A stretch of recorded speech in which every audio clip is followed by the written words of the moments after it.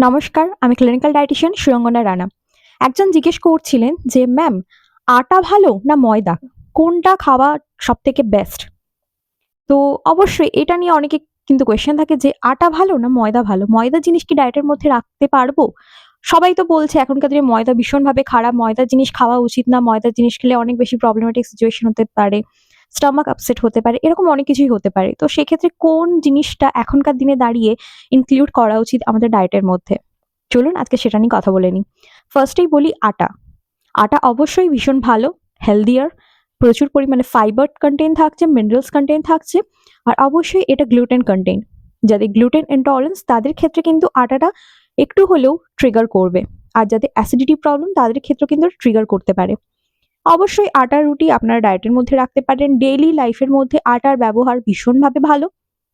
কিন্তু এখানে কিছু কিছু ডিজিজ আছে, যেমন আমি বলি আইবিএস, অ্যাসিডিটি, গ্লুটেন ইনটলারেন্স, এই ধরনের কিছু সমস্যা যাদের আছে তাদের ক্ষেত্রে কিন্তু আটার জিনিস একেবারেই চলবে না। তাদের ক্ষেত্রে কিন্তু আটা ভীষণভাবে ট্রিগার করবে।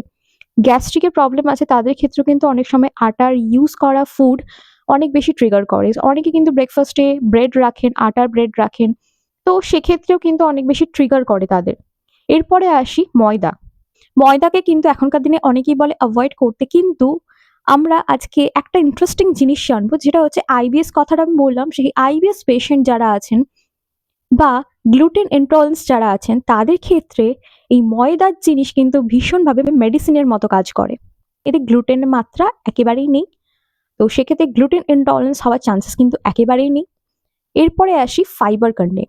এতে ফাইবার একেবারেই থাকে না বললেই চলে। তো অবশ্যই ময়দার জিনিস কিন্তু কিছুটা পরিমাণে আপনারা রাখতেই পারেন, তা বলে রেগুলার বেসিসে রাখাটা কিন্তু একেবারেই উচিত না।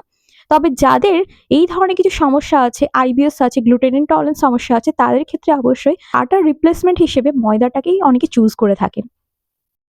সুস্থ থাকবেন, ভালো থাকবেন, দেখা হচ্ছে পরের ভিডিওতে।